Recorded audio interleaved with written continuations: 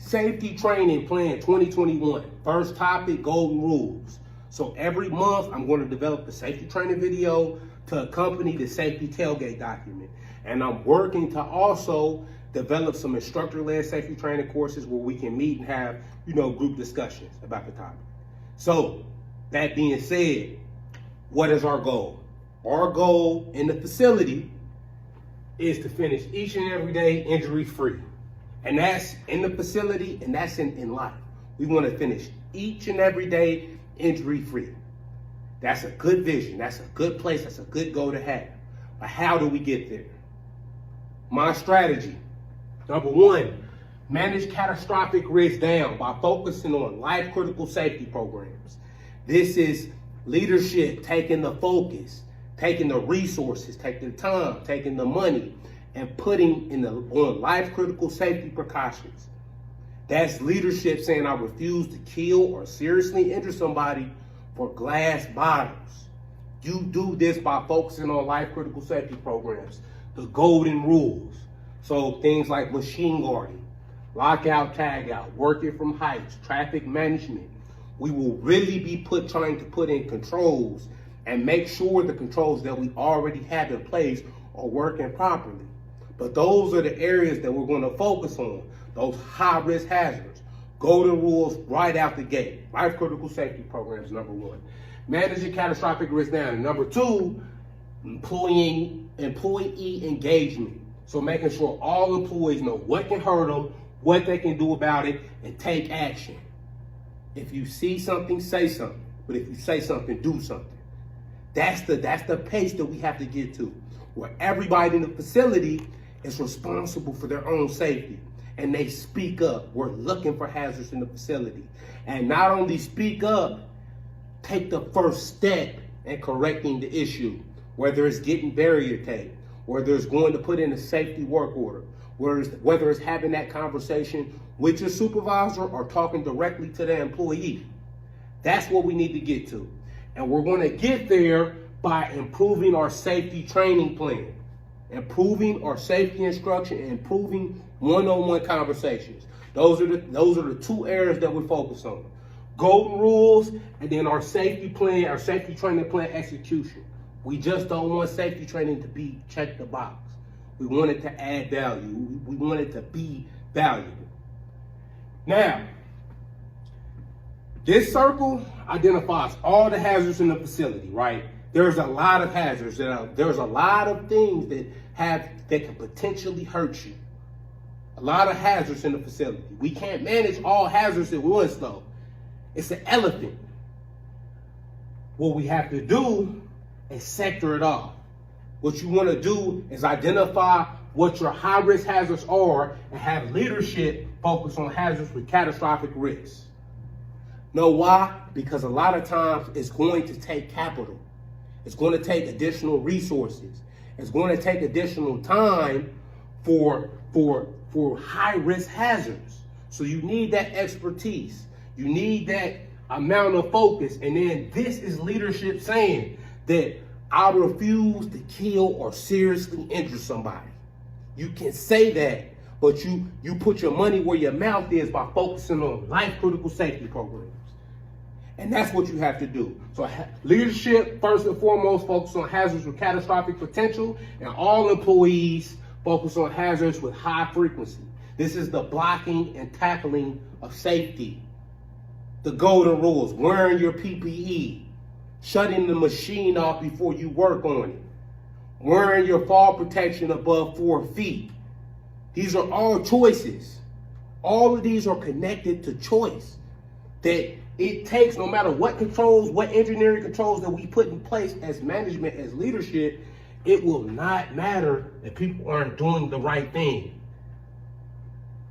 Making those choices. So that's key. That's the strategy. So all in all, the motto is if you see something, say something. If you say something, do something. That's the process. We want a relentless focus on life-critical safety programs, and we want everybody engaged and being able to take an ownership to speak up, right? Now, golden rule guidelines. The way that we get there is by focusing on our golden rules. And this is the first safety training topic of the year. So golden rules. OI's golden rules are intended to provide clear and simple, consistent guidelines to ensure risks are handled effectively in order to prevent fatalities, serious injuries, and environmental damages. The golden rules were put in place to keep people out of body bags. It's the life critical. We have things on this site that have that much risk. So we're going to put an extra amount of focus in those areas to make sure our precautions are in place and are properly working. Now, the rules address high-risk areas where we have seen a majority of fatal and serious incidents to all employees and contractors in the recent years, employees and contractors. All employees, contractors, and visitors are expected to comply with OI's golden rules. All leaders are expected to monitor compliance, create conditions that enable employees to comply. What that's saying, what this saying is in a nutshell, if you happen to break one of these golden rules, one of these life critical safety programs like Lockout Tag Out or machine guarding, and not be hurt severely, we'd rather see you at home than in a body bag. You could lose your job. We'd rather see you at home than in a body bag because we care that much. And we hope if you see anybody else violating these golden rules, you don't just walk past it. You speak up and say something. But they carry that much weight. And they're all connected to choice. Right? Now, golden rules that I'm talking about. Now, pay attention to these because they all have something in common. Number one, personal protective equipment. Always wear the appropriate personal protective equipment for the job or the task as required.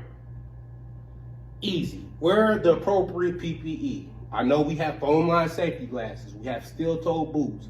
We have hard hats. We have hearing protection. Those are common PPE. So just wearing the appropriate PPE for the task.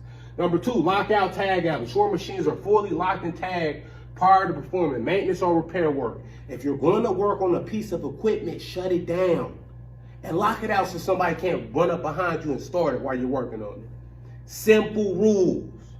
But, safety takes extra effort. It takes time.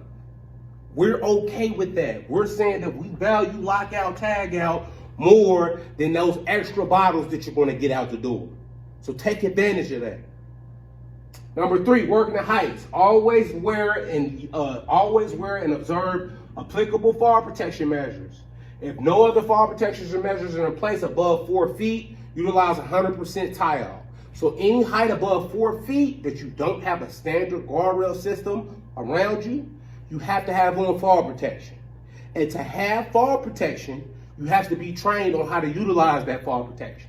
So if you get into a situation where you're up above 4 feet and you don't have a standard guardrail system around you, raise your hand. Go get your supervisor. You need fall protection training to put on fall protection. So don't go that route, right? Okay, we got number 4, machinery operations. Do not operate or unjam equipment or machinery without proper tools, training, safety devices, or safeguarding controls in place. Choice. If you're in a situation where a machine guard is not present, don't operate the equipment. Don't try to unjam the equipment or machinery also without the proper tools in place. Simple. This one needs a lot of imputation.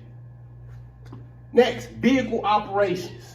So when operating a vehicle, always wear your seatbelt and never use a mobile device. And I don't know about you, but anytime before, this can affect anybody that walks on site, but before going in front or behind of any vehicle, make sure you make eye contact and you're acknowledged by the driver before going in front or behind them. That's a head nod. That's a hand signal. That's something. That's the only controls that we have in place for vehicle operations, is to make sure we're having that communication on a day-to-day basis. I've never seen a pedestrian win in a mobile equipment pedestrian interaction. So don't take it for granted. That's real. And then the last one, stop work authority. All employees are authorized to stop work whenever they are uncertain about the safety of a work activity. If you don't have the warm and fuzzies about something, at a minimum, I owe you a conversation. Go get your supervisor. We owe you a conversation. Anything, any task out there, everyone has stop work authority. So utilize it. We embrace that process. If you don't know or understand, you kind of empty about the safety of a task, before you do it, stop and let's have a conversation. We owe you a conversation, right? So those are the golden rules in a nutshell. Now, one thing that all of these golden rules have in common, they're all related to a choice. They're all related to a choice. They're all related to an employee, an operator, a me, a human being doing something, making the correct decision each and every time. So this is all tied around choices. I'm not saying that one bad choice, you're not locking out one time that you're going to die or go to jail. But what happens is choices become habit. Habit becomes behavior. And before you know it, you're on a downward spiral. So that's the thing. Why accept failure when success is free? We have to make sure people are making good decisions, good choices, and that we're not walking past this type of activity because it can get somebody killed. Now, to tie it all together, while we're focusing on golden rules, we had 8 recordable injuries in 2020 compared to 10 recordable injuries in 2019. So we had somewhat of a better year.